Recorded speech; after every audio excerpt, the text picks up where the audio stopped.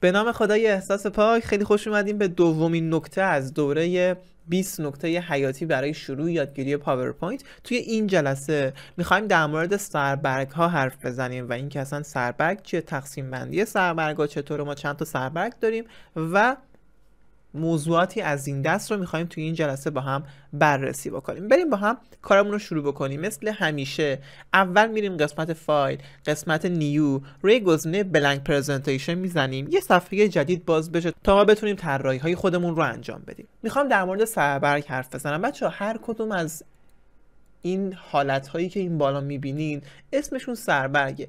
روی هر کدوم که کلیک میکنیم یه سری دسترسی ها بهمون میده. مثلا اگه ما روی سربرگ اینسرت کلیک بکنیم یه سری دسترسی داریم که مثلا میتونیم از توی سیستممون عکس وارد بکنیم، میتونیم اسمارت آرت بیاریم، میتونیم جدول بیاریم، میتونیم نمودار بیاریم.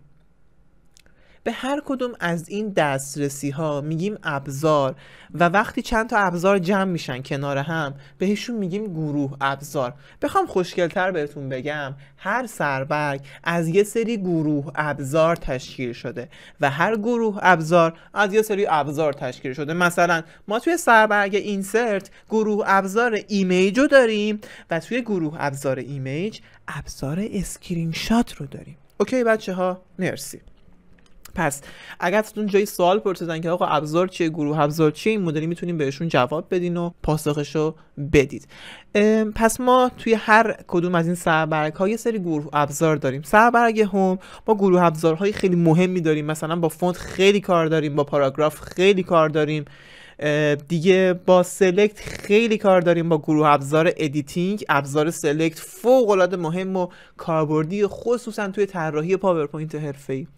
سربرگ بعدی که داریم سربرگ اینسرت. ما توی سربرگ اینسرت تیبل رو داریم، جدول رو داریم، ما گروه ایمیج رو داریم، میتونیم عکس های تکی وارد بکنیم، اسکرین شات بگیریم از صفحه، آلبوم عکس بسازیم.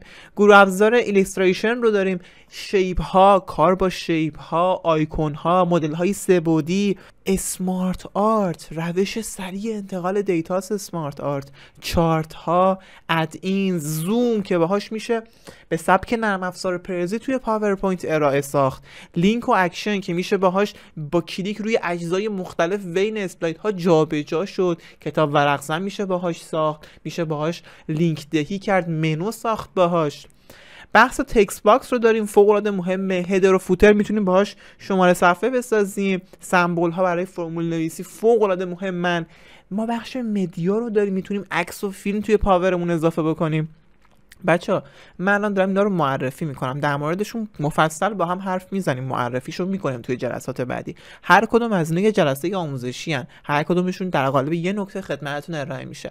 سربرگ بعدی سربرگ دراوه که بیشتر واسه کسایی که کار تدریس میکنن مناسبه. این سربرگ ممکنه در حالت عادی براتون فعال نباشه. چطور باید فعالش کنیم؟ میایین اینجا یه کلیک راست میکنین، روی گزینه کاستماایز ریبونز میزنید، یه همچین حالتی براتون باز میشه. از این قسمت میتونید تیک دراو رو بردارین تا اضافه بشه. مثلا یه سری سربرگ دیگه هم هست، مثل سربرگ ریکورد، میتونید این رو هم تیکشو بزنیم بیاد. دیولپر رو میتونید تیکشو بزنیم بیاد.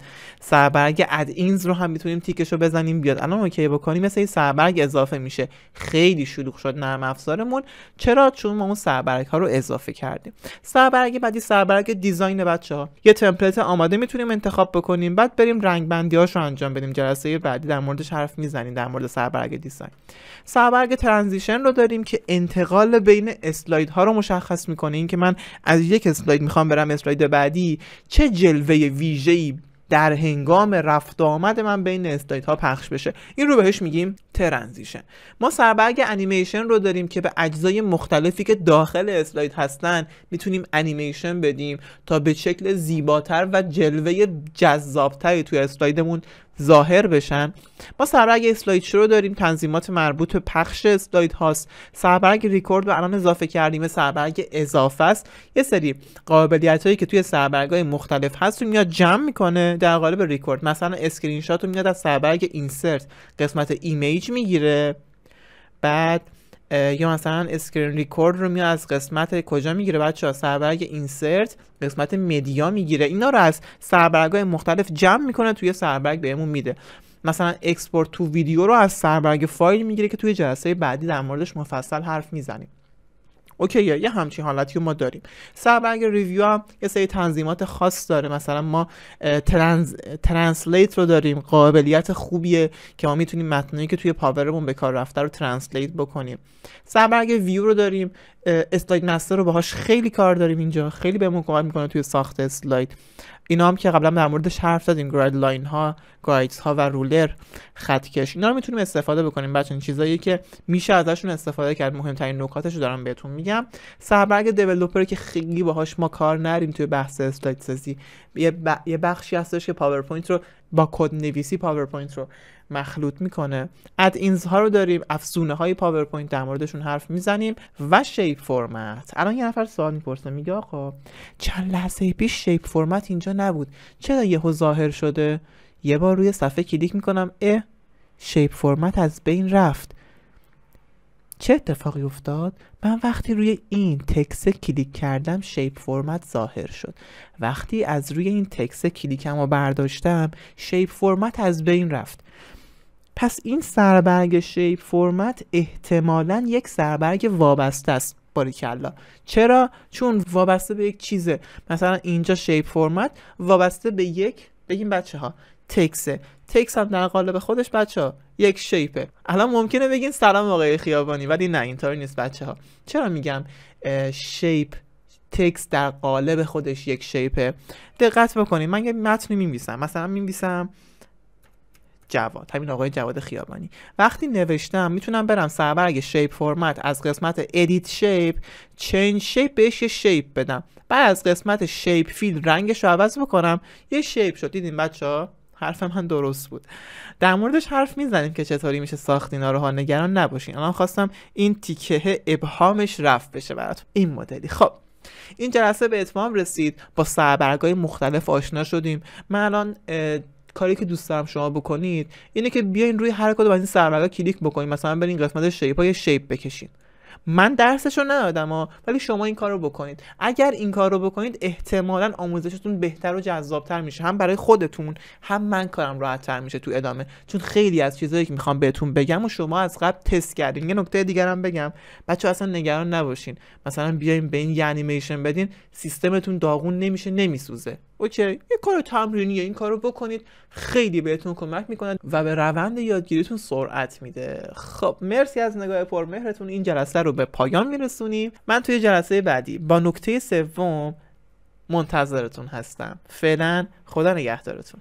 اما اگه میخوایم پاورپوینت رو حرفه‌ای و جذاب به صورت کامل برای ساخت یک ارائه ایدئال یاد بگیرین، دوره جامعه الفبای پاورپوینت دوره‌ای هستش که میتونه در این رابطه بهتون بسیار کمک بکنه. توی این دوره از صفر شروع کردیم، تمام موارد رو دونه به دونه بررسی کردیم، تمام نکاتی که میتونه بهتون کمک بکنه تا یه ارائه بهتر داشته باشین رو بررسی کردیم. کلی هم پروژه انجام دادیم. مثلا توی جلسه 21 و 22 حدود 14 نوع منو فقط بررسی کردیم دیگه. ببینید چه خبره. کتاب ورقزن بررسی کردیم، پروژه زوم انجام دادیم، پروژه انیمیشن، پروژه آیکون و کلی پروژه جذاب دیگه، علاوه بر تمام موارد جلسه که 32 جلسه آموزشی بوده و 11 ساعت طول کشیده. هر چند وقت یک بار دوره آپدیت میشه. اولین آپدیت دوره نمودار نویسی و ارائه متفاوت و هیجان انگیز نمودارهاست. همچین حالتهایی رو از 0 تا 100 رو بررسی کردیم بتونیم یه ارائه بی‌نظیر داشته باشیم. دومین آپدیت دوره در مورد مورف بوده. 3-4 جلسه از دومین آپدیت تا الان اومده. مثلا این تصویر جلسه 4مش هست که در مورد همچین پروژه‌ای حرف زدیم که میتونیم یه همچین حالتهای بی‌نظیر توی پاورپوینت به وجود بیاریم. فکر کنم 50 دقیقه در مورد این پروژه حرف زدیم و از 0 بررسی کردیمش. و سومین آپدیت دوره هم که داره انجام میشه، کاربرد هوش مصنوعی در پاورپوینت. جلسه اولش اومده، بقیه جلسه هم داره اضافه میشه. اومدیم بررسی کردیم چطور میتونیم از هوش مصنوعی برای ساخت یک ارائه ایدئال استفاده بکنیم. تمام این محتوا تا الان 14 ساعته به صورت کامل توی نرم افزار اسپات پلیر براتون فعال میشه تا بتونید خیلی ساده هر جایی که که موبایل دارین بتونین دوره رو ببینین توی سیستم، ببینین دوره رو و هیچ محدودیتی نداشته باشین. بعد از ثبت نام این دوره توی گروه واتساپ هم عضو میشید. برای پشتیبانی و رفع اشکال هر مشکلی داشته باشین میپرسین، من هستم، بچهای تیم هم هستن، بهتون کمک میکنن تا بتونید به نقطه خیلی خوبی توی پاورپوینت برسه. نظرات بچه‌ها هم توی پیج هست هم توی سایت هست، میتونین ببینید. امیدوارم که هر چه زودتر توی دوره الفبا ببینمتون. کلی نکته جذاب با هم اونجا بررسی کردیم.